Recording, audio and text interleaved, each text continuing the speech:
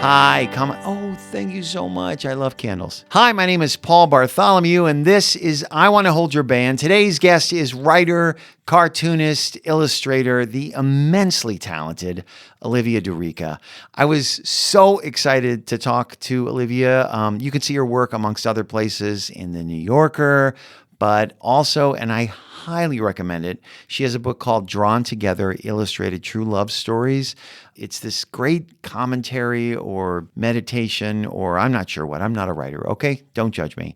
But on love and coupledom, and it's just really, really a great book, and I highly recommend it. It's basically like stealing. It's on Amazon for $14. Do I sound like her publicist? I probably do. But I don't know her. I didn't know her before this. I just think we should support these wonderfully creative minds. And it's a hardcover, so it's soup cutes on the coffee table. Anyway, we talked the Chicks, Taylor Swift, Fleetwood Mac, Eliot Smith, and a bunch more. Remember, the links to all the songs we talk about are in the episode description. Click them and vibe along with us. And without further ado, I give you Olivia de Recat.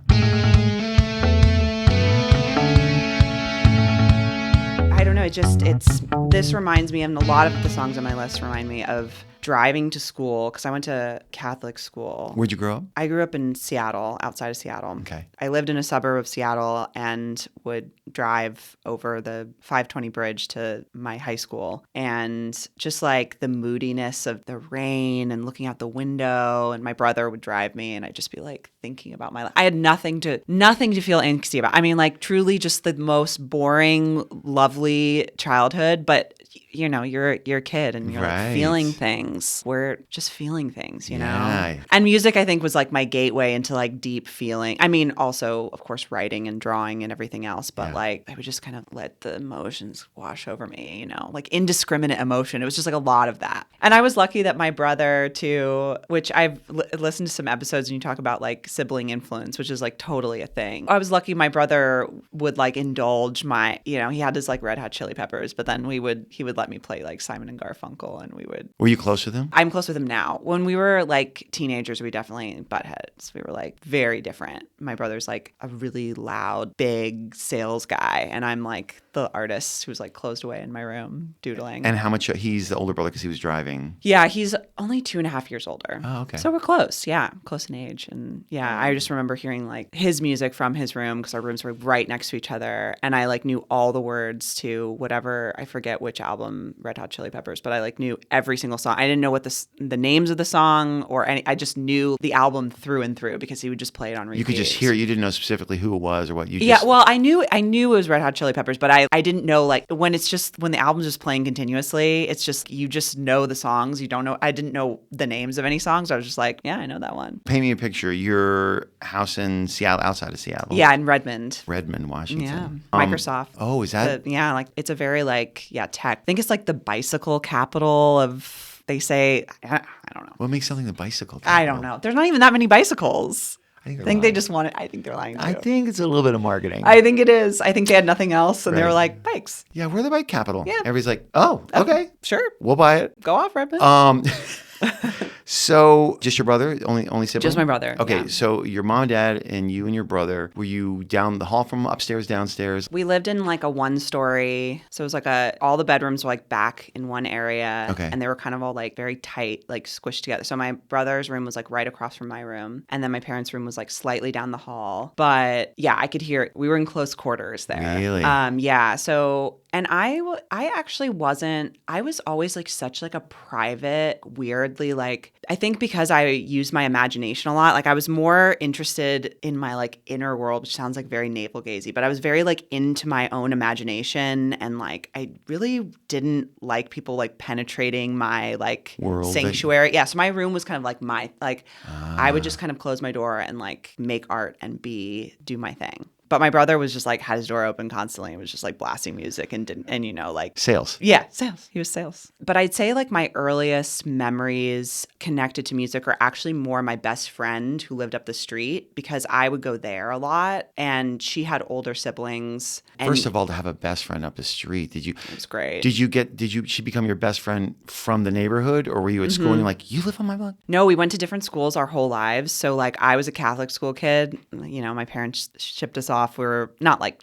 we weren't like boarding school. It was like we lived in our neighborhood when we went to school a little further away from where we lived because it was Catholic school. But my friend was in public school and she was like lived up the street, and so I would like walk up there and hang out there constantly. And she was like probably more of like my musical, I don't know. She was so much more of the driver of like finding culture and like bringing that in. And so, yeah, that was like probably my first, like all my musical memories kind of exist in like her house, her room, like us listening to like her blue boombox in the backyard. She had out on her pool, like there was a pool. So we would like sit out there and listen to like, I forget what the country station was. KMPS, I want to say. Oh, country station. Yeah, we listened to country. So that's like where the Chicks come in, and like the Chicks were like a big thing. So she was kind of like the cool, she was cool friend, but like she was very cool. The poster child for like the cool girl, you know, she was like blonde, of course, blonde now, but not naturally. She was just like, she did it all. And so, yeah, she was definitely more of like my musical influence in terms of like opening me up to different things. But yeah, I would say Fly in particular was an album that we just like listened to over and over again. We were probably like 9 or 10. I remember the cover art very well. You know, there's like a peace sign out of like feathers or something like that. And then I distinctly remember the actual CD itself having a picture of each one of their feet in it and being like really kind of like both intrigued and disturbed, like not in a fetishy way or anything like that. Everybody relax. Everyone relax.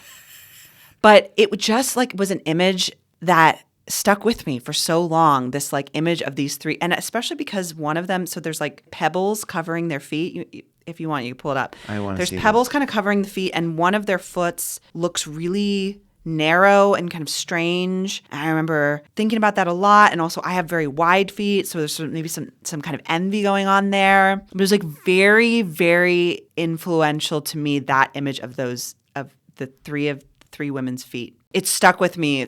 I feel like I need to show you. Okay, let's see. I need to show you the image. No, 100%. Okay, wait. Right there. And that one in particular was really the one I was fixated on. Okay. So we're looking at this image. Because I'm definitely keeping this in. Okay, good. If you, the listener at home or in your car, would like, don't do it while you're in your car, but look at this image. Type in Dixie Chicks, Fly, feet. Yeah, I'm not a fan of this picture, actually. And I think it like stirs something in you. It feels a little like, it kind of makes me want to throw up a little. 100%. That one in the center, first of all, the pinky toe seems disembodied. Like it seems like it's been cut off and severed. Longer second toe, which we're fine with. Fine. That's not shame. We're fine with that. As wide feet people. Yeah, I got my own weird thing going on. But yeah, I think about it a lot. Also, the one on the right, even though I do count 5 toes, it feels like there's 6 toes there. Feels like there's more. Doesn't it? It might be the thinness of the toes. I think there's a lot going on with the sand or whatever pebble situation's going on. I completely understand. Are they seeds? What are they? I don't like it. Yeah. I don't like it. I don't like it. We don't have to look at it anymore. I love that song. I want new art direction on this. Yeah. Did she introduce it to you, or did you all just hear it on the radio and you're like, oh my God? I don't know. I want to say like... I always ask this question, by the way, and I don't remember when music came into my life. I asked when music first came in, so I just say that knowing I don't necessarily Well, know. actually, I do remember the first time music like really hit me, and it was in the car. I had gone on my dad had taken me on some errands with him, and he had left me in the car to go into Kinko's and left the car running and the radio on. And I heard Landslide. And I was like, oh my, I was so moved. I was probably like 10 or something. And I remember being like, what was that? Like, what was that? Because it just bowled me over. You know, like hearing Landslide for the first time, I mean, I've heard it like 8 million times now, but hearing it for the first time was just like, I vividly remember that. And because it was, you know, pre-internet, I had no way of really figuring out what it was. So I just kind of was like, that was beautiful. And I remember turning on the radio a bunch after that, trying to hear it again, like hoping that it would come back on. First of all, that's so thrilling and amazing when something comes like that. Like, I think the beauty of having that with radio when there wasn't internet is that you had that sort of experience that could happen. You'd hear something for the first time. Yeah. You wouldn't know what it was. When it was done, did you know? I didn't know. They didn't, because it just rolled into another song. So you did. They So I didn't didn't. say They that didn't was say, and Landslide. that was by- no. There was just another song. Did you rolled in. mention it to your dad when he came out? I don't know if I did. I can't, like, all I remember, like, the snapshot memory is just me sitting in the car, staring at Kinko's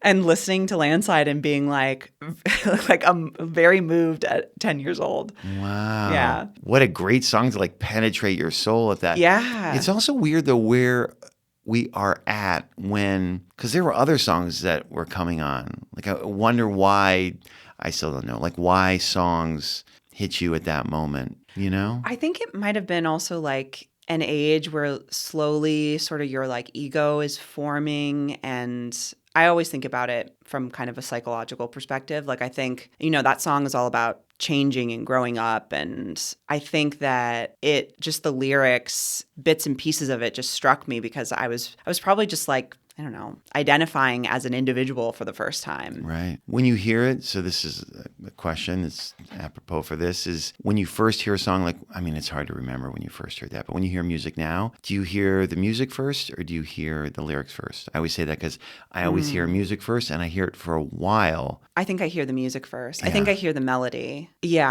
I would say that I hear the vibe. Yeah. And then the lyrics kind of get pulled out. But I would say with Landslide, I think maybe the two were kind of coming together. Like, I was picking up on both things. Well, sometimes when I find, because I hear music, like I said, and I hear it for a long time before I hear the lyrics, when it's a really great song, they're so intertwined that it's almost like you get a sense of the lyrics from the music and the song and the vibe. Exactly. And like, I know what this is about and I don't even have to know what you're saying. Yeah, the melody, that's why I sometimes like listening to songs in different languages, and just because you get a sense for the tone and the undercurrent without even knowing what's being said. It's like really a beautiful thing. I think that like, because emotions are a universal language. You smile at someone from a different country and they understand what that is. Right. So I think like music has the same power. Yeah. Where you can understand like, this is stirring something in me, and that can be felt regardless of whether you know what they're saying,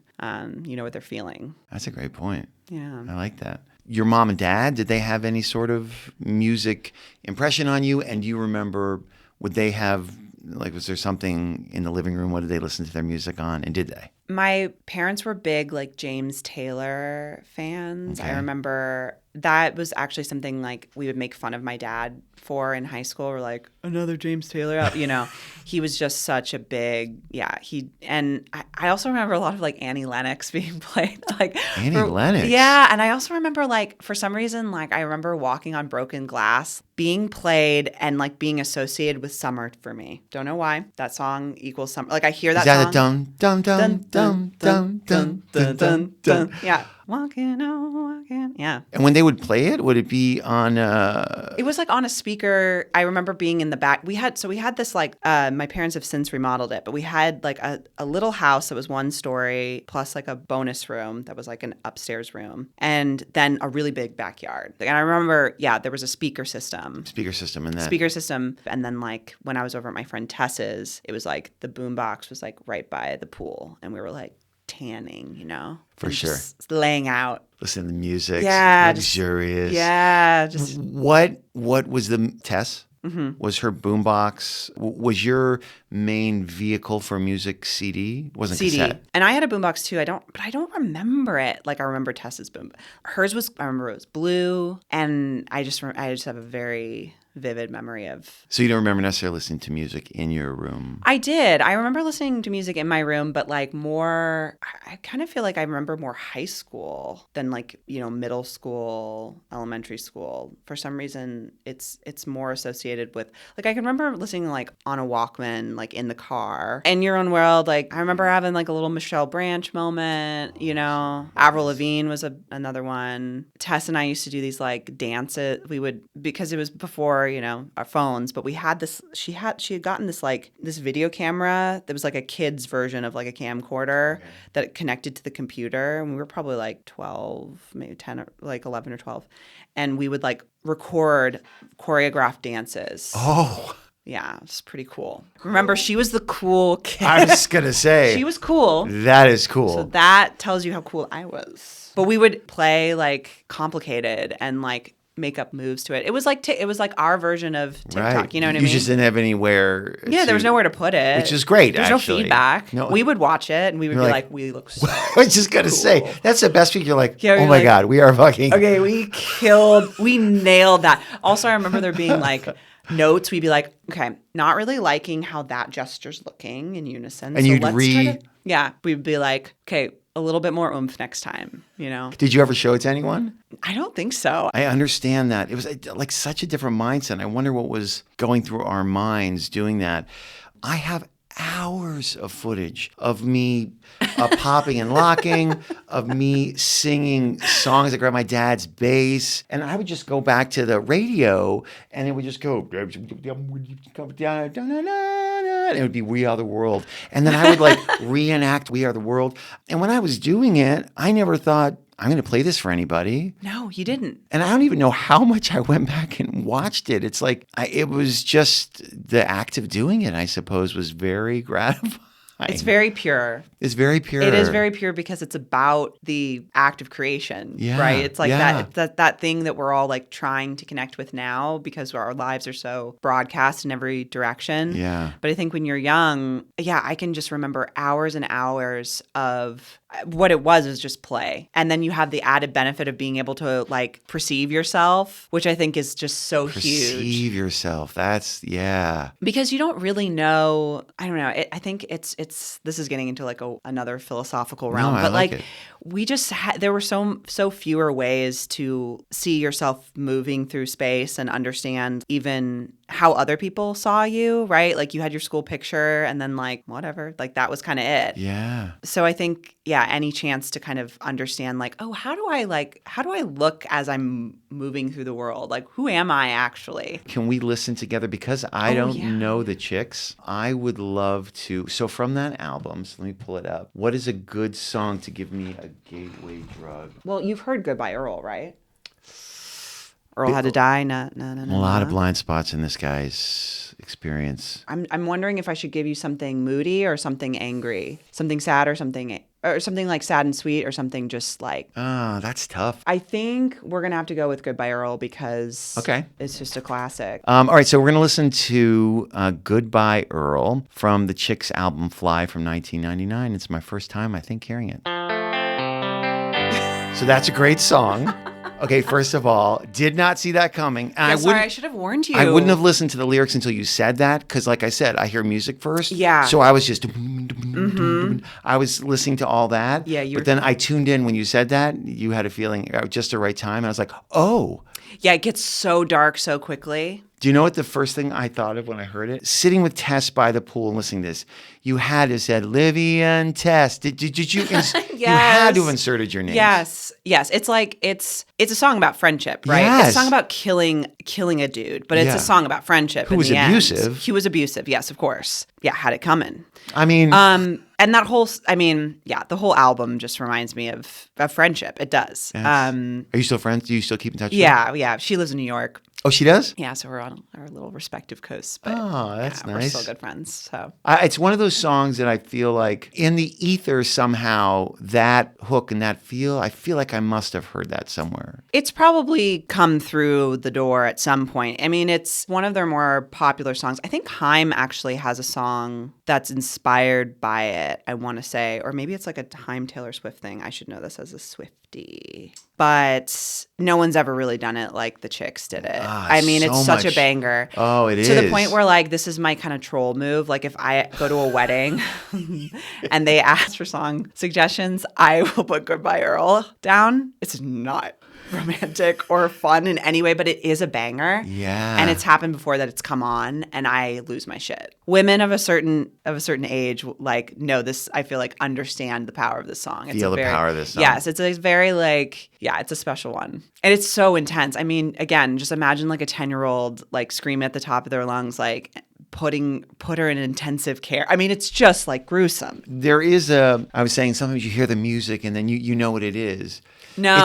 It's so peppy and kind of going. But at the same time, it does have a underlying gravitas. little, Yeah. The song ends with them like buying some land together as friends and living together. I mean, it's like maybe a little sapphic. I don't know. But it's like really special. It's like Earl died and no one cared. And there's a line that so they got away with it. She got away with it. And there's a line that says like, it turns out he was the missing person that nobody missed at all, which is like actually really sad. And the empath in me wants to be like, obviously something happened to Earl. He has Something a family. happened to Earl when he was younger. Yeah. And maybe there needs to be a follow-up song talking about like his life. Let's go right into one of your favorite artists, Taylor Swift. Yeah. And I know we're a very big Taylor Swift household. Happy to hear it. I don't know everything, but I have huge respect. How did she come into your life? What does she mean to you? I mean, Taylor Swift is such a formative. I feel like she's grown up with me, and I think so many people do because we're about the same age. And I remember she was opening for Rascal Flatts at the Tacoma Dome.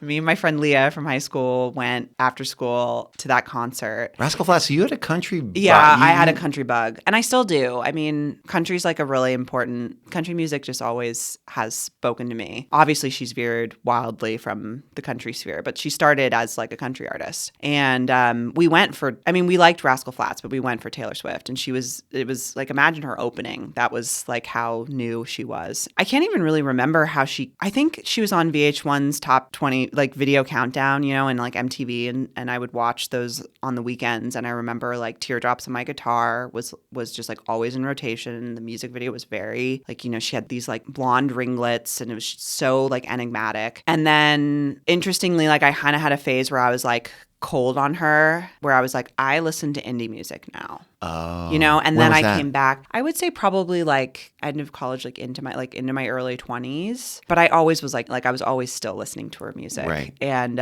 yeah, she's the biggest pop star in the world. But for some reason, she makes her music feel very small and special. Yeah. Which I think is a huge feat. She really just allows herself to explore and write what she feels, and that's a great thing. And I think it's a great thing for young girls and boys and just young people to see. And I don't know, I will always like come back to being a fan of hers because she's just a great example of someone who didn't let anything kind of drag her down, just kept going and kept making, and just like she's just so prolific. It's amazing. Let's talk. This is an artist who I'm always so curious about because he feels like the OG of all the music I listen to, but I don't know him that well, and it's Eliot Smith. I remember Eliot Smith being introduced to me by a cool girl that I met at a leadership camp. This is a very specific memory. A leadership camp? Yeah, so I this must have been high school. You got like nominated, was it high school or middle school?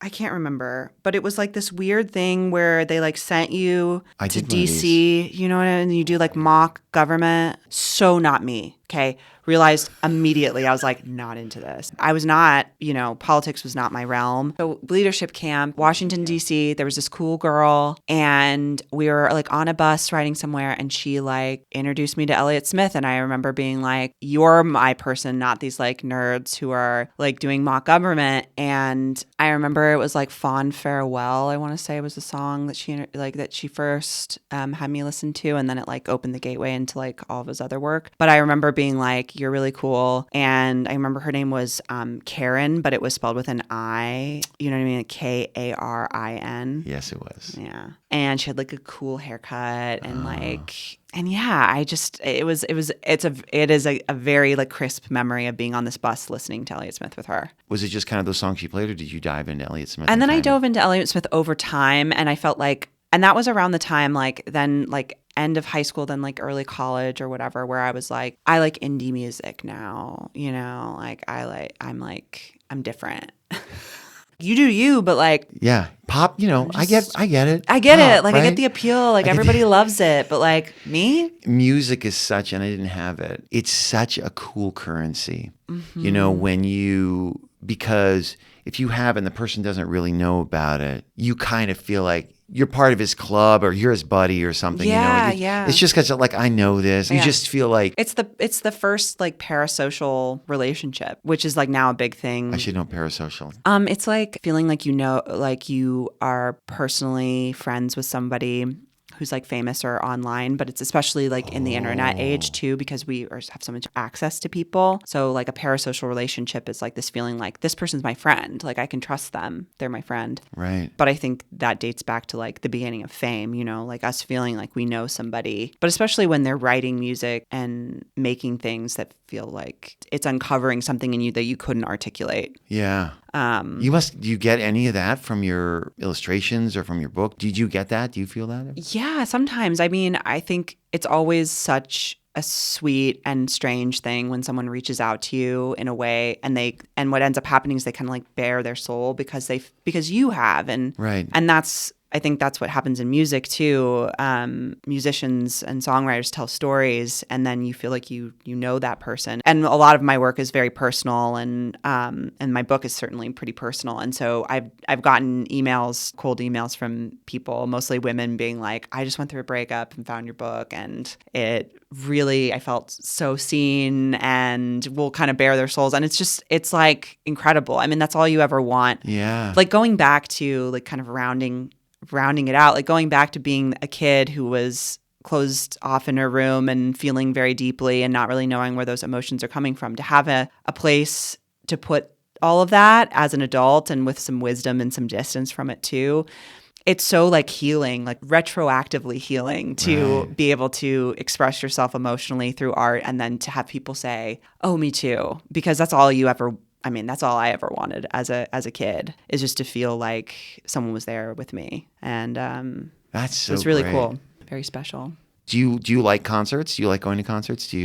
I do. I like smaller things, though. Yeah. I would say most recently, I was able to go to the Joni Jam in Joni Mitchell. Joni Mitchell. We didn't talk about Joni. Yeah, we didn't talk about Joni, but that's okay. We can talk about her a little here. But like typically, I like a smaller, like cozier thing. Mm-hmm. And I think it speaks to what we were just talking about. Like it feels being in a smaller room or a more intimate space just is how I prefer to listen to music. Like if I could just listen to someone one-on-one, that would be the best. I mean, anyone would love that. But I'm not really I'm not a big crowds person, so I much prefer to be like in a smaller venue. But I will say I got to see Joni Mitchell at the Gorge in George, Washington, which is where I know it sounds fake, but in Washington State, there's a venue called the Gorge, which you should absolutely try to see something there. It's the Gorge. It sounds like it's a natural venue. Mm-hmm. Yeah, okay. The Columbia River is behind it. It's the same theater. It's wow. And you're watching the music as the sun sets. It's really, really special. And that was like a really, really moving, incredible concert.